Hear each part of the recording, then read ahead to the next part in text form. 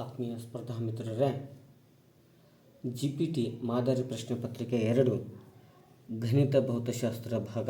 ನಾವು ಗಣಿತ ಭಾಗವನ್ನು ನೋಡ್ತಾ ಇದ್ದೇವೆ.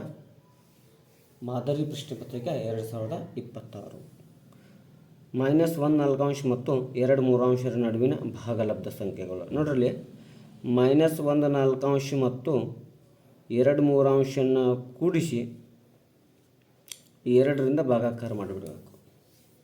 ಹಾಗಾದರೆ ಲಸ ಎಷ್ಟಾಗ್ತದ್ರಿ? ಇದು 12 ಬರ್ತಾ ಇದೆ.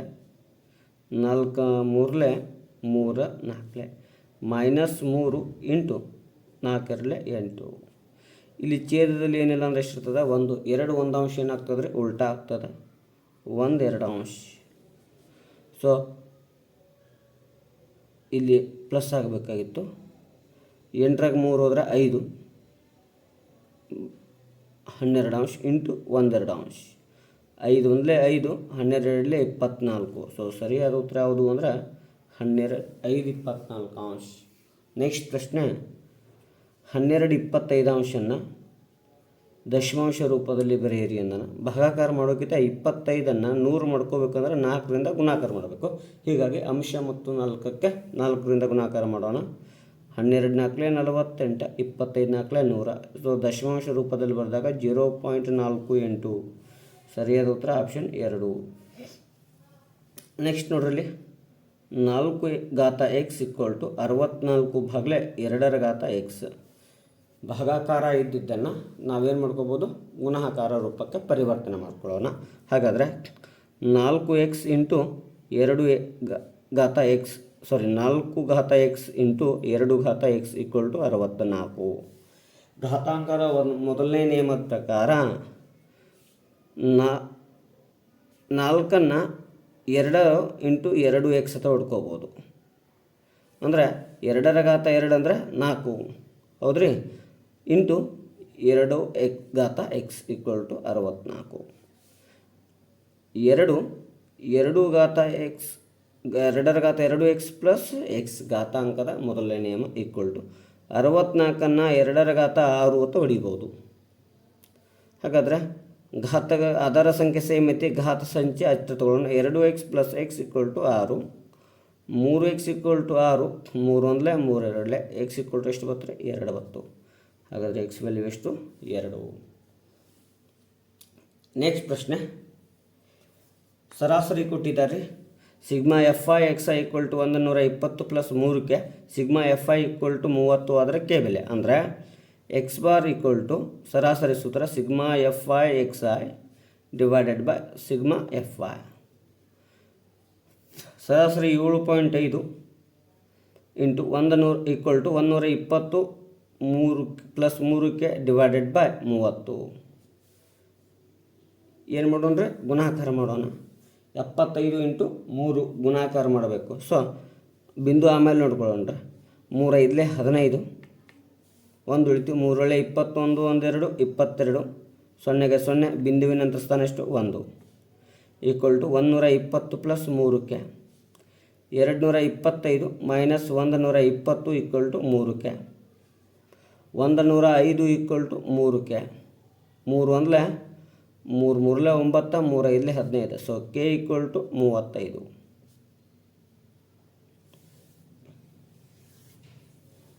ನೆಕ್ಸ್ಟ್ ಪ್ರಶ್ನೆ, ಒಂದು ಸಂಖ್ಯೆಯನ್ನು ಮೊದಲ 10% ಹೆಚ್ಚಿಸಿ ನಂತರ 10% ಕಡಿಮೆ ಮಾಡಿದರೆ ಒಟ್ಟು ಶೇಕಡಾ ಹೆಚ್ಚಳ ಅಥವಾ ಇಳಿಕೆ. ನೋಡಲಿ, 100 ರೂಪಾಯಿಯನ್ನು 10% ಹೆಚ್ಚಿಗೆ ಮಾಡಿಬಿಡೋಣ, 110 ಆಗುತ್ತೆ. ಇನ್ನು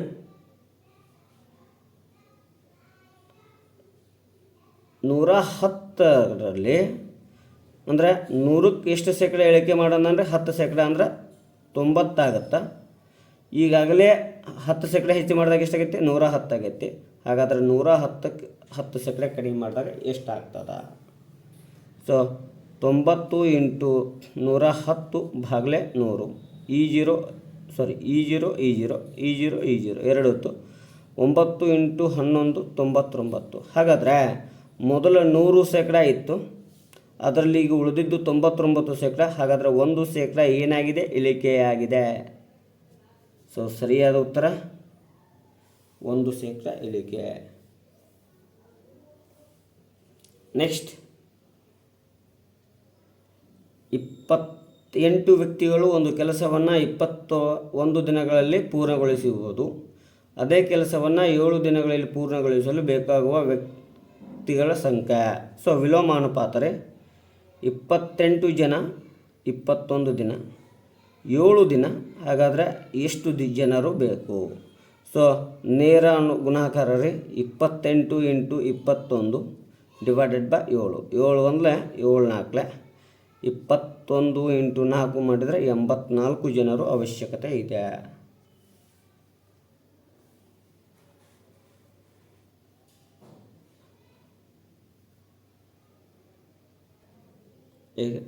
ಈ ಪ್ರಶ್ನೆ ಹೀಗಿದೆ ನೋಡ್ರಿ. a + 1/a = 2 ಆದಾಗ a³ + 1/a³ ಬೆಲೆ ಕಂಡುಹಿಡಿಯಿರಿ. ಸೊ ಇದನ್ನು ಏನು ಮಾಡೋಣ, ಘನ ಮಾಡ್ಕೊಂಡ್ಬಿಡೋಣ. ಹಾಗಾದ್ರೆ ಇದು ಘನ ಆಗ್ತದೆ. ಹಾಗಾದ್ರೆ ಯಾವ ನಿಯಮ ರೀ ಅಂದ್ರೆ x + y 9th ಒಳಗಡೆ ಐತೆ ನೋಡ್ರಿ, ಅದರ ಘಾತ 3, x³ + y³ plus 3xy into bracket x + y. ಹಾಗಾದರೆ a ಅಂದರೆ x³ a³ plus 1/a³ plus 3 into a into 1/a bracket a plus 1/a equal to 2 ಘಾತ 3 ಅಂದರೆ 8. ಈ ಎ ಕ್ಯಾನ್ಸಲ್ ಆಗುತ್ತದೆ ರೀ. Next a³ plus 1/a³ plus 3 into a plus 1/a ಅಂದರೆ ಎಷ್ಟೈತೆ ರೀ, 2 ಐತಿ. 2 equal to 8. a³ plus 1/a³ equal to 8. 3 into 2 6 plus 6 ಕಡೆದ್ರೆ -6. ಹಾಗಾದರೆ a³ plus 1/a³ equal to ಎಷ್ಟು ರೀ, 2. ಹಾಗಾದರೆ ಅದ್ರ ವ್ಯಾಲ್ಯೂ ಎಷ್ಟು, 2. ಆಪ್ಷನ್ 1. 8ನೇ ಪ್ರಶ್ನೆ ಇಂಗ್ಲೀಷ್ ಒಳಗಡೆ ಸ್ವಲ್ಪ ಬದಲಾವಣೆ ಆಗಿತ್ತು, ಇಲ್ಲಿ ಕರೆಕ್ಟಾಗಿ ಮಾಡ್ಕೊಂಡಿದ್ದೆ ನೋಡ್ರಿ. ಏನು 2x + 3y = 7 ಮತ್ತು 2ax plus a bracket a plus b into bracket y = 28 ಎಂಬ 2 ಚರಾಕ್ಷರದ ರೇಖಾತ್ಮಕ ಸಮೀಕರಣಗಳ ಜೋಡಿಯು ಅಪರಿಮಿತ ಪರಿಹಾರ ಹೊಂದಿದ್ದರೆ ಕೆಳಗಿನವುಗಳಲ್ಲಿ ಸರಿಯಾದ ಸಂಬಂಧ ಯಾವುದು? ಅಂದರೆ ನೋಡ್ರಿ, a1 / a2 = b1 / b2 ತೊಗೊಂಡ್ಬಿಡೋಣ. ಸಮಾನವಾದ ಅನುಪಾತ ಹೊಂದಿರದ ಮೊದಲನೇ 2. ಹಾಗಾದರೆ a1 2, a2 2a = b1 3, b2 a plus b. ಎಸ್ 2 1 ತೆಗೆದುಬಿಡೋಣ್ರಿ. 1 into a 1 into b 3 into a 3a b = 3a plus a ಆ ಕಡೆ ಹೋದ್ರೆ ಮೈನಸ್ b = 3 1 ಹೋದ್ರೆ 2a. ಹಾಗಾದರೆ b ವ್ಯಾಲ್ಯೂ ಎಷ್ಟು ರೀ, plus 2a. Next √12 plus √12 plus √12 dash dash dash ಐತ್ರಿ. ಹಾಗಾದರೆ ಇಲ್ಲಿ ನಾವು ಒಂದು ಬೆಲೆಯನ್ನು ಮಾಡ್ಕೋಬೇಕು. ಏನು ಅಂದರೆ ಎಕ್ಸ್ ಅಂತ ತೆಗೆದುಕೊಳ್ಳೋಣ. √12 ಏನಂತ ತೊಗೊಂಡ್ರೆ ಎಕ್ಸ್ = √12. ಹಾಗಾದರೆ ಎಕ್ಸ್ = √12 ಮುಂದೆ ಹಾಗೆಲ್ಲ ಹೋಗುತ್ತಾ ವ್ಯಾಲ್ಯೂ ಎಷ್ಟಾಗ್ತದೆ ರೀ, ಎಕ್ಸ್ ಆಗ್ತದೆ. ಇಲ್ಲೇನು ಮಾಡ್ಕೊಳ್ಳೋಣ್ರಿ, ಸ್ಕ್ವೇರಿಂಗ್ ಆನ್ ಬೋತ್ ಸೈಡ್ ಅಂದರೆ ಎರಡೂ ಕಡೆ ವರ್ಗ ಮಾಡೋಣ. ಹಾಗಾದರೆ x² = √12 ಪ್ಲಸ್ ಎಕ್ಸ್ ಅದರ ಘಾತ 2. ಸ್ಕ್ವೇರ್ ರೂಟ ಕ್ಯಾನ್ಸಲ್ ರೀ. ಏನು ಉಳಿತದೆ ರೀ, x² = 12 plus x. x² plus 12 minus plus x minus ಆಗ್ತಾ plus 12 minus 12 = 0. x² plus 3x minus 4x minus 12 = 0. ನೋಡಿರಿ 3 4 ಮೂರಾಗ 4ರಾಗ 3 ಹೋದ್ರೆ -1 ಪ್ಲಸ್ ಇಂಟು ಮೈನಸ್ ಮೈನಸ್ 3 4 12. ಹಾಗಾದರೆ ಎಕ್ಸ್ ಪ್ಲಸ್ 3 ಇನ್ನೊಂದು X minus 4 equal to 0. X plus 3 ಕೊಡಿದ್ರೆ -3, ಎಕ್ಸ್ ಈಕ್ವಲ್ ಟು -4 ಕೊಡಿದ್ರೆ +4. ನಾವು ಯಾವಾಗಲೂ plus ಚಿಹ್ನೆ ತೊಗೋತೇವೆ. ಹೀಗಾಗಿ ಎಕ್ಸ್ ವ್ಯಾಲ್ಯೂ ಎಷ್ಟಾಗ್ತದೆ ರೀ ಅದು, ಅಥವಾ ಇದ್ರ ಬೆಲೆ ಒಟ್ಟು 4 ಆಗ್ತದೆ. ನೆಕ್ಸ್ಟ್ ax² + bx + c = 0 ವರ್ಗ ಸಮೀಕರಣವು ಸಮನಾದ ಮೂಲಗಳನ್ನು ಹೊಂದಿದಾಗ, ಸಮನಾದ ಮೂಲಗಳು ಅಂದರೆ ಡೆಲ್ಟಾ ವ್ಯಾಲ್ಯೂ ಏನಾಗಿರಬೇಕು, 0 ಆಗಿರಬೇಕು. ರೈಟ್. ಹಾಗಾದರೆ delta = b² - 4ac, delta value 0. B ಜಾಗದಾಗ ಏನೈತಿ, ಬಿ ಐತಿ, b² - 4 ಎ ಜಾಗದಾಗ ಎ ಐತಿ, ಸಿ ಜಾಗದಾಗ ಸಿ ಐತಿ. ಸೊ -4ac ಕಡೆ ಹಾಕಿದರೆ +4ac ಆಗುತ್ತೆ, = b². b = √4ac. ಸೊ 4ರ ವರ್ಗಮೂಲ 2 √ac. ಹಾಗಾದರೆ 2 × √ac ಸರಿಯಾದ ಉತ್ತರ. ನೆಕ್ಸ್ಟ್ ಪ್ರಶ್ನೆ, ಇದನ್ನು ಘಾತಾಂಕ ರೂಪದಲ್ಲಿ ವ್ಯಕ್ತಪಡಿಸಿದಾನ. ಹಾಗಾದರೆ ಎನ್ನ ರೂಪದಲ್ಲಿ ಬರುವ ಸಂಖ್ಯೆ ಯಾವುದು ಅಂದರೆ ನೋಡಿರಿ, ಟೋಟಲ್ ಸಂಖ್ಯೆ ಏನಿಸ್ರಿ 1 2 3 4 5 6 7 8 9 ಅದಾವ. ಸೊ ಬಿಂದುವಿನ ಎಡಭಾಗದಲ್ಲಿ 1 ಸ್ಥಾನ ಐತಿ, ಅಂದರೆ ಬಿಂದುವಿನ ಬಲಭಾಗದಲ್ಲಿ 8 ಸ್ಥಾನ ಅದಾವ. ಹಾಗಾದರೆ ಎನ್ನ ಘಾತ ಎಷ್ಟಾಗುತ್ತೆ ರೀ, 8 ಆಗುತ್ತಾ. ನೆಕ್ಸ್ಟ್ x³ - 8 ಮತ್ತು x³ + 4x² + 8x + 8 ಇದರ ಸಹ ಕೇಳ್ತಾ ಇದ್ದಾನ. ನೋಡ್ರಿ, ಇಲ್ಲಿ ಮೊದಲಿಗೆ ಏನು ಮಾಡೋಣ, ಈ ಸಮಸ್ಯೆಯನ್ನು ಬಿಡಿಸ್ತಾನೆ. ನೋಡ್ರಿ, ಏನು x - 8 ಇದನ್ನು x³ - 2³ ಅಂತ ಬರಿಬೋದಾ. x³ - 2³ ಅಂದರೆ ನಾವಿಲ್ಲಿ ಯಾವ ನಿಯಮವನ್ನು ಅಪ್ಲೈ ಮಾಡಬೇಕಾಗಿತ್ತು ಅಂದರೆ x³ - y³ ನಿಯಮವನ್ನು ಅಪ್ಲೈ ಮಾಡಬೇಕು. ಅಂದರೆ ಯಾವುದು ರೀ, x - y x² + xy + y², ಈ ನಿಯಮವನ್ನು ಅಪ್ಲೈ ಮಾಡ್ತಾ ಇದ್ದಾನೆ ರೀ.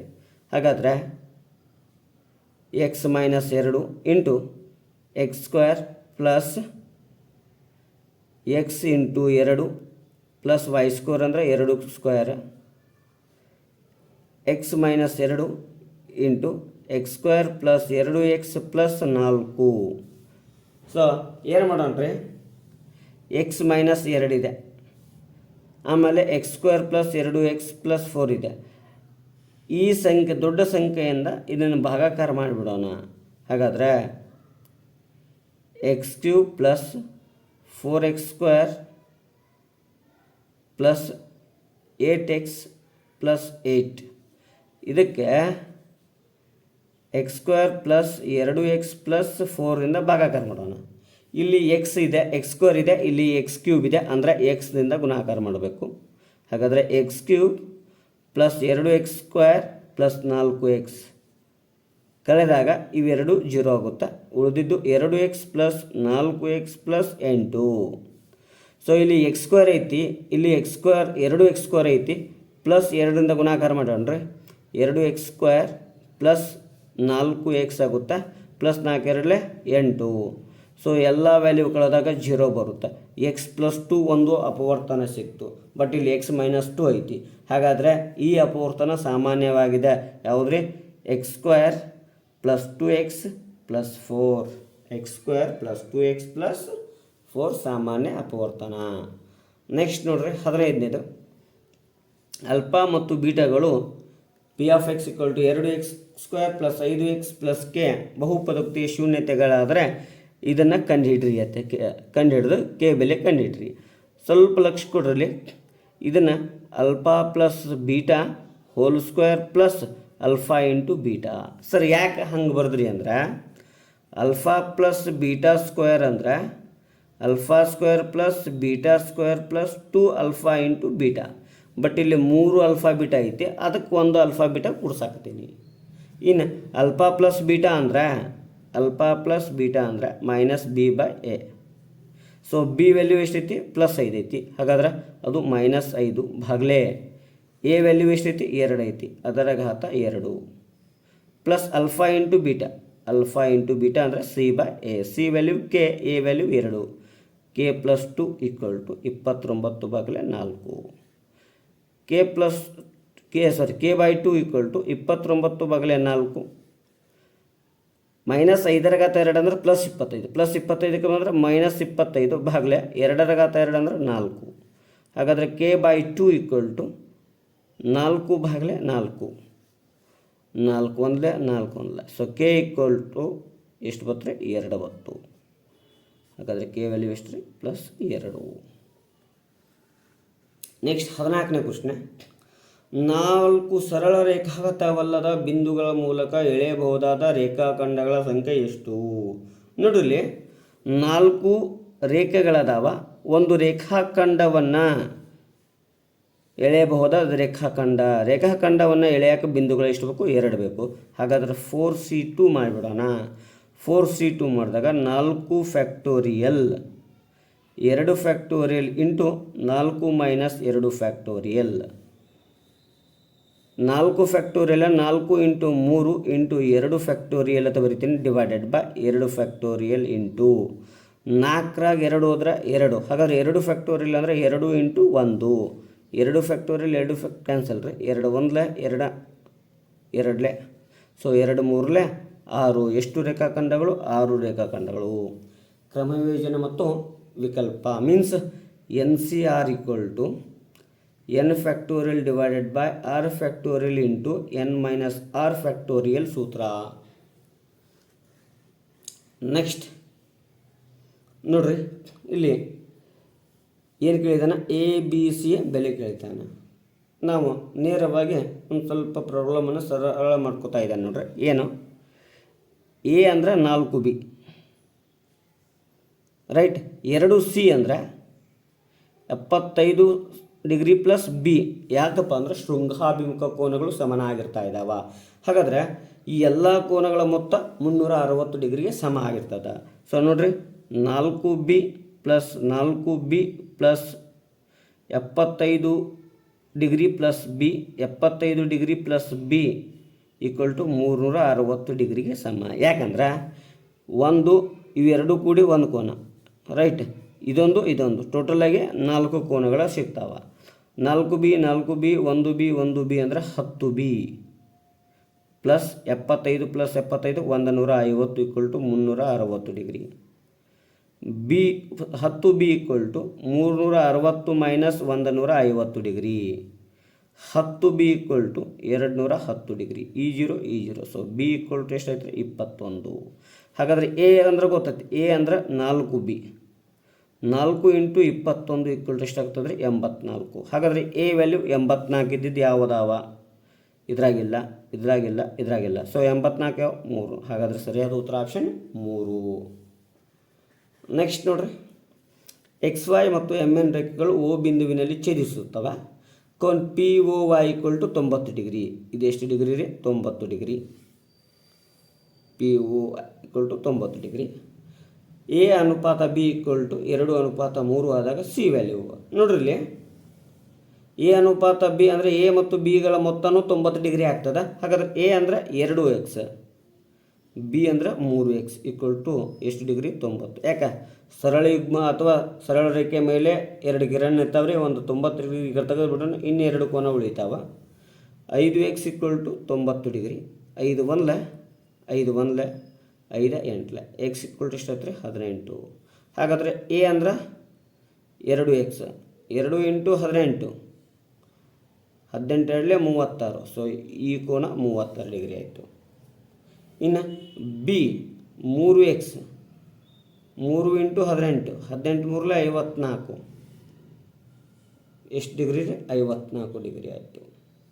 ಇನ್ನು ನಾವು ಬಿ ಇಲ್ಲಿ ಯಾವುದು ಅಂದರೆ ಇದು ಬಿ ಆಗ್ತದೆ, B = 54 ಡಿಗ್ರಿ ಅಂದರೆ ಶೃಂಗಾಭಿಮುಖ ಕೋನ. ಹಾಗಾದರೆ ಕೆಳಗಿನ ಕೋನ ಎಷ್ಟು ಡಿಗ್ರಿ 180 ಡಿಗ್ರಿ ಅಂತ ತೊಗೋಬೋದು. ಒಂದು ಸರಳ ರೇಖೆ ಮೇಲೆ ಒಂದು ಕಿರಣವು ನಿಂತಾಗ ಸರಳ ಯುಗ್ಮ ಅಂತೇಳಿ 180ರಾಗ C = 180ರಾಗ 54 ಡಿಗ್ರಿ ಕಳೆಯೋಣ. ಹಾಗಾದರೆ 126 ಡಿಗ್ರಿ. ಸರಿಯಾದ ಉತ್ತರ ಆಪ್ಷನ್ ಎ 126 ಡಿಗ್ರಿ. ಎಸ್ ಎ ಡಿ ಲಂಬಾರ್ಥಕ B C equal to 16 centimetre, D C equal to 4 centimetre, A C equal to x, ಕೋನ B A C equal to 90 ಆದಾಗ ಎಕ್ಸ್ನ ಬೆಲೆ. ಇಲ್ಲಿ ಸಮರೂಪ ತ್ರಿಭುಜದ ಒಂದು ಅನ್ವಯವನ್ನು ಹಚ್ಚೋಣ. ಏನು ಯಾವ್ಯಾವ ತ್ರಿಭುಜ ತಗೋತಿದ್ದು ನೋಡ್ರಿ.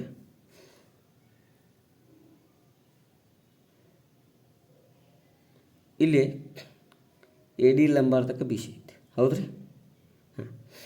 ತ್ರಿಭುಜ ಎ ಬಿ ಸಿ ಮತ್ತು ತ್ರಿಭುಜ ಎ ಡಿ ಸಿಗಳಲ್ಲಿ, ಹೌದಾ ನೋಡ್ರಿ. ತ್ರಿಭುಜ ಎ ಬಿ ಸಿ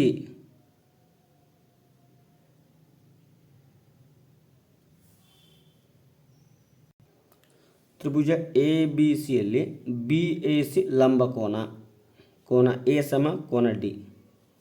ನೆಕ್ಸ್ಟ್ ತ್ರಿಭುಜ ಎ ಬಿ ಸಿಯಲ್ಲಿ ಕೋನ ಸಿ ಇದೆ. ಹಾಗೆ ತ್ರಿಭುಜ ಎ ಡಿ ಸಿಯಲ್ಲಿ ಕೋನ ಸಿ ಇದೆ. ಎರಡು ಕೋನಗಳು ಸಮ ಆಗ್ಯಾವ. ಹಾಗಾದರೆ ಉಳಿದಂತೆ ಮೂರನೇ ಕೋನ ಕೂಡ ಏನಾಗಿರಲೇಬೇಕು ರೀ, ಇದ್ರದ್ದು ಸಮ ಆಗಿರಲೇಬೇಕು. ಹಾಗಾದರೆ ಅವುಗಳ ಅಭಿಮುಖ ಬಾಹುಗಳನ್ನು ತೆಗೆದುಕೊಳ್ಳೋಣ. ಬಿ ಸಿಗೆ ಅಭಿಮುಖ ಬಾಹು ಯಾವುದಾಗ್ತದೆ ರೀ, ಎ ಸಿ ಆಗ್ತಾಯಿದೆ. ಎ ಸಿಗೆ ಅಭಿಮುಖ ಬಾಹು ಯಾವುದಾಗ್ತದೆ ರೀ, ಡಿ ಸಿ ಆಗ್ತಾಯಿದೆ. ಇನ್ನು 16 divided by X equal to X divided by 4. ಈ ಬಾಹು ಆಮೇಲೆ ಈ ಬಾಹು ಆಮೇಲೆ ಈ ಬಾಹು ಆಮೇಲೆ ಈ ಬಾಹು. ಸೊ 64 ಇಂಟು ಎಕ್ಸ್ ಸ್ಕ್ವೇರ್ ಓರೆ ಗುಣಾಕಾರ. ಹಾಗಾದರೆ ಎಕ್ಸ್ನ ವರ್ಗಮೂಲ 8. ಸೊ ಎಕ್ಸ್ ಈಕ್ವಲ್ ಟು ಎಷ್ಟು ಸೆಂಟಿಮೀಟರ, 8 ಸೆಂಟಿಮೀಟರ್. ನೆಕ್ಸ್ಟ್ ನೋಡ್ರಿ, ಚತುರ್ಭುಜದ 4 ಕೋನಗಳ ಅನುಪಾತ 2:4:5:7 ಆದರೆ ಅತ್ಯಂತ ಚಿಕ್ಕ ಕೋನದ ಅಳತೆ ಕೇಳ್ತಾ ಇದ್ದಾನೆ ರೀ. ಅರ್ಥ ಮಾಡ್ಕೊಳ್ರಿ. ಚಿಕ್ಕ ಕೋನದ ಅಳತೆ ಅಂದರೆ ಇಲ್ಲಿ ಚಿಕ್ಕ ಕೋನ 2 ಐತಿ. ಸೊ ಮೊತ್ತ ಎಷ್ಟಾಗ್ತದೆ ರೀ ಅಂದರೆ 18 ಆಗುತ್ತೆ. ಚತುರ್ಭುಜದ ಒಳಕೋನಗಳ ಮೊತ್ತ 360 ಡಿಗ್ರಿ. 18 ಒಂದಲೇ 18 20. So 20 into 2 40 degree. ಸೊ ಚಿಕ್ಕ ಕೋನ 40 degree. Next A B C D ಮತ್ತು ಇ ಎಫ್ ಜಿ ಎಸ್ ಎರಡು ಸಮಾಂತರ ಚತುರ್ಭುಜ. ಕೋನ ಸಿ ವ್ಯಾಲ್ಯೂ 55 ಡಿಗ್ರಿ ಆದರೆ ಎ ಇ ಎಫ್ ಇದರ ವ್ಯಾಲ್ಯೂ ಕೇಳ್ತಿದ್ದಾನೆ ನೋಡ್ರಿ. ಸಿ ವ್ಯಾಲ್ಯೂ ಎಷ್ಟೈತಿ, 55. ಹಾಗಾದರೆ ಮೊದಲನೇ ಸಮಾಂತರ ಚತುರ್ಭುಜದಲ್ಲಿ ಕೋನ ಎ ಕೂಡ 55. ಸಮಾಂತರ ಚತುರ್ಭುಜದ ಅಭಿಮುಖ ಕೋನಗಳ ಮೊತ್ತ 180. ಇನ್ನು ಎರಡು ಅನುಕ್ರಮ ಕೋನಗಳ ಮೊತ್ತ ಎರಡು ಅಭಿಮುಖ ಕೋನಗಳ ಸಮನಾಗಿರ್ತಾ ಇದ್ದಾವೆ ಅಂತ ಹೇಳ್ತಾ ಇದ್ದಾರೆ. ಇನ್ನು ಎರಡು ಅನುಕ್ರಮ ಕೋನಗಳ ಮೊತ್ತ 180 ಡಿಗ್ರಿ. ಹಾಗಾದರೆ 55 ಡಿಗ್ರಿ ಪ್ಲಸ್ ಕೋನ ಇ ಈಕ್ವಲ್ ಟು 180 ಡಿಗ್ರಿ. ಕೋನ E equal to 180 minus 55 degree equal to 125 degree. Next ನೋಡ್ರಿ, ಇಲ್ಲಿ ಚಿತ್ರದಲ್ಲಿ ಎ ಪಿ ಡಿ 140 ಡಿಗ್ರಿ, ಈ ಕೋನ 140 ಡಿಗ್ರಿ ಇದೆ. ಬಿ ಎ ಸಿ ಈ ಕೋನ ಎಷ್ಟೈತೆ ರೀ, 25 ಡಿಗ್ರಿ ಐತಿ. ರೈಟ್. ಈಗ ನೋಡ್ರಿ, ನಮಗೆ ಈ ಕೋನದ ಅಳತೆ ಕೇಳ್ತಾ ಇದ್ದಾನೆ. ಈ ಕೋನ ಮತ್ತು ಈ ಕೋನ ಸಮನಾಗಿರ್ತವೆ, ಯಾಕಂದರೆ ಒಂದೇ ವೃತ್ತಖಂಡದಲ್ಲಿನ ಕೋನಗಳು ಸಮ. ಇನ್ನು ಎ ಪಿ ಡಿ ಒಂದು ಸರಳ ರೇಖೆ, ಅದರ ಮೇಲೆ ಪಿ ಎ ರೇಖೆ ನಿಂತದಂದ್ರೆ ಸರಳ ಯುಗ್ಮ. ಇವೆರಡೂ ಕೋನಗಳ ಮೊತ್ತ 180. 180ದಾಗ 140 ಹೋದ್ರೆ ಇದು ಎಷ್ಟು ಉಳಿತದೆ ರೀ, 40 ಡಿಗ್ರಿ ಉಳಿತದ. ಇನ್ನು ತ್ರಿಭುಜದ ಒಳಕೋನಗಳ ಮೊತ್ತ, ಹಾಗಾದರೆ ಕೋನ B value equal to 180 minus 25 minus 40. 180 minus 65 degree equal to 115 degree. ಹಾಗಾದರೆ ಬಿ 115 ಆಗೈತಂದ್ರೆ ಸಿ ಈ ಕೋನವು ಕೂಡ 115 ಡಿಗ್ರಿ ಆಗುತ್ತಾ. ಸೊ ಸರಿಯಾದ ಉತ್ತರ ಆಪ್ಷನ್ 1. ನೆಕ್ಸ್ಟ್ ಕ್ವಶನ್, ಚಿತ್ರದಲ್ಲಿ C D E 110 degree, D B C 25 degree ಆದಾಗ ಕೋನ್ ಎ ಸಿ ಡಿ ಈ ವ್ಯಾಲ್ಯೂ ಕೇಳ್ಯಾನ್ರಿ. ಈ ವ್ಯಾಲ್ಯೂ ಕೇಳಿದಾನೆ. ಎ ಸಿ ಡಿ ಬೆಲೆ ಕೇಳಾಕತ್ತಿದ್ದಾನ. ಹಾಗಾದ್ರೆ ಸ್ವಲ್ಪ ಲಕ್ಷ ಕೊಟ್ರೆ ಒಂದೇ ವೃತ್ತಖಂಡದಲ್ಲಿ ಕೋನಗಳಾಕವ, ಈ ಕೋನ ಮತ್ತು ಈ ಕೋನ. ಹಾಗಾದರೆ ಈ ಕೋನ ಕಂಡುಹಿಡಿದ್ರೆ ಸಾಕು. ಏನು? ಚಕ್ರೀಯ ಚತುರ್ಭುಜದಲ್ಲಿರುವಂತಹ ಪಾರ್ಶ್ವಕೋನದ ಅಭಿಮುಖ ಕೋನವು ಅದರ ಹೊರಕೋನದ ಮೊತ್ತಕ್ಕೆ ಸಮನಾಗಿರುತ್ತೆ. ಹಾಗಾದರೆ ಕೋನ ಬಿ ಮತ್ತು ಕೋನ ಡಿ ಸಮ ಆಗಬೇಕು. ಕೋನ ಡಿ 110 ಡಿಗ್ರಿ ಐತಿ. ಕೋನ ಬಿ ಒಳಗಡೆ 2 ಭಾಗ ಮಾಡೇವಿ, ಒಂದು ಎಕ್ಸ್ ಆಗಿರಲಿ, ಒಂದು 25 ಆಗಿರಲಿ. X equal to 110 minus 25 degree. X equal to ಎಷ್ಟು ಡಿಗ್ರಿ ಆಗ್ತದ್ರಿ? ಇದು 85 ಡಿಗ್ರಿ. ಹಾಗಾದರೆ ಇದು 85 ಆಗ್ಯದಂದ್ರೆ ಇದು ಕೂಡ 85 ಡಿಗ್ರಿ ಆಗುತ್ತೆ. ಯಾಕಂದರೆ ಒಂದೇ ವೃತ್ತಖಂಡದಲ್ಲಿನ ಕೋನಗಳು ಸಮನಾಗಿರುತ್ತವೆ. ನೆಕ್ಸ್ಟ್, ರಚನೆಯ 3ನೇ ಹಂತದಲ್ಲಿ ಉಳಿಯುವ ಚೌಕಗಳು. ಶಿಯರ್ ಫಿಕ್ಷನ್ ಅಂದರೆ ಕಾರ್ಪೆಟ್ ಒಳಗಡೆ ಒಂದು ಚೌಕವನ್ನು ರಚನೆ ಮಾಡಬೇಕು. ಆ ಚೌಕದಲ್ಲಿ ಮೂರನೇ ಹಂತ ಮೀನ್ಸ್ ವರ್ಗ ಮಾಡ್ಕೊಂಡಾಗ 9 ಚೌಕಗಳಾಕವ. ಅದರಲ್ಲಿ ಒಂದು ಚೌಕವನ್ನು ಕಳೆದಾಗ ಮೊದಲನೇ ಸ್ಟೆಪ್ ಒಳಗಡೆ ಎಷ್ಟು ಉಳಿತಾವ್ರಿ? 8 ಉಳಿತಾವ. ಎರಡನೇ ಸ್ಟೆಪ್ ಒಳಗಡೆ ಏನಾಗ್ತದೆ ಅಂದರೆ 8 × 8 64 ಉಳಿತಾ ಇದ್ದಾವೆ. ಮೂರನೇ ಸ್ಟೆಪ್ ಒಳಗಡೆ ಏನು ಉಳಿತಾ ಇದ್ದಾವೆ ಅಂದರೆ 8 × 8 × 8 = 512 ಚೌಕಗಳ ಸಂಖ್ಯೆ ಉಳಿತಾ ಇದ್ದಾವೆ. ಹಾಗಾದರೆ ಸರಿಯಾದ ಉತ್ತರ ಆಪ್ಷನ್. ನೆಕ್ಸ್ಟ್, ಒಂದು ಘನ ಮತ್ತು ಅದರೊಳಗೆ ಕರಾರುವಕ್ಕಾಗಿ ಹೊಂದುವ ಗೋಳ ಘನಫಲಗಳ ಅನುಪಾತ. ನೋಡ್ರಿ, ಚಿತ್ರ ಒಂದು ಘನ ಐತಿ.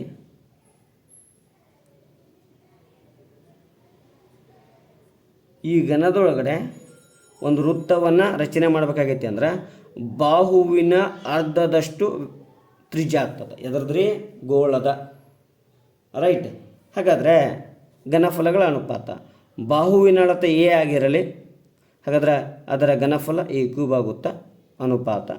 ಗೋಳದ ಸೂತ್ರ ಗೊತ್ತಿರಬೇಕು, 4/3 πr³. ಸೊ ಬಾಹುವಿನ ಅಳತೆ a³ = 4/3 πr³ ಅಂದ್ರೆ a/2 ಹೋಲ್ ಕ್ಯೂಬ್. a/2 ಹಾಗಾದರೆ a³ ಅನುಪಾತ 4/3 π a³ / 8 2/3 ಅಂದ್ರೆ 4 2 4 1 a³ 1 a³ 1 1 ಅನುಪಾತ π / 3 6 6 ಕಡೆ ಹೋದರೆ 6 ಅನುಪಾತ π. ಸೊ ಸರಿಯಾದ ಉತ್ತರ ಯಾವುದು ಅಂದರೆ ಆಪ್ಷನ್ 1. ಇನ್ನು 3 ನಾಣ್ಯಗಳನ್ನು ಒಟ್ಟಿಗೆ ಚಿಮ್ಮಿದಾಗ ಸರಿಯಾಗಿ 2 ಪುಚ್ಚ ಬೀಳುವ ಸಂಭವನೀಯತೆ ಕೇಳಿದಾನ. ಸರಿಯಾಗಿ ಎಷ್ಟು ಪುಚ್ಚಗಳು ಬೀಳ್ಬೇಕು ರೀ? 2 ಪುಚ್ಚಗಳು ಬೀಳುವ ಸಂಭವನೀಯತೆ. ಹಾಗಾದರೆ ಒಂದು ನಾಣ್ಯವನ್ನು ಚಿಮ್ಮಿದಾಗ 2 ಘಟನೆಗಳಾಗಿದ್ದಾವ. 2 ನಾಣ್ಯಗಳನ್ನು ಚಿಮ್ಮಿದಾಗ 4 ಘಟನೆ ಆಗ್ತಾವ. 3 ನಾಣ್ಯ ಚಿಮ್ಮಿದಾಗ 8 ಘಟನೆ. ಹಾಗಾದರೆ ಎಂಥವು ಅಂದ್ರೆ 3 ಹೆಡ್ ಬೀಳ್ಬೋದು ರೀ, 3 ಟೇಲ್ ಬೀಳ್ಬೋದು ರೀ. ಆಮೇಲೆ 1 2 ಹೆಡ್ ಟೇಲ್ ಬೀಳ್ಬೋದು ರೀ, 3ನೇದ್ದು. ಆಮೇಲೆ 1ನೇದು ಟೇಲ್ 1 2 3 ಹೆಡ್ ಬೀಳ್ಬೋದು ರೀ. ಆಮೇಲೆ 1ನೇದು ಹೆಡ್ 2ನೇ ಟೇಲ್ 3ನೇದು ಹೆಡ್ ಬೀಳ್ಬೋದು ರೀ. ಆಮೇಲೆ 1ನೇದು ಟೇಲ್ 2ನೇದು ಹೆಡ್ 3ನೇದು ಟೇಲ್ ಬೀಳ್ಬೋದು ರೀ. ಆಮೇಲೆ 1 2 ಟೇಲ್ ಆಮೇಲೆ ಹೆಡ್ ಬೀಳ್ಬೋದು ರೀ. ಆಮೇಲೆ 1ನೇದು ಟೇಲ್ 2ನೇದು ಹೆಡ್ 3ನೇದು ಟೇಲ್ ಈ ರೀತಿ ಬೀಳ್ಬೋದು. ಸರಿಯಾಗಿ 2 ಪುಚ್ಚ ಅಂದ್ರೆ ಟೇಲ್ ಎಲ್ಲಿ 2 ಅದಾವ್ರಿ? 1 2 3 ಮತ್ತು ಟೇಲ್ 2 ಎಲ್ಲಿ ಅದಾವ ಸರ್? 3 ಇದು ತೊಗೊಳಂಗಿಲ್ಲ, 2 ಇದ್ದಿದ್ದಟ್ಟು ತೊಗೋಬೇಕು. ಹಾಗಾದರೆ ಇದ್ರದ್ದು ಅನುಪಾತ 3:8.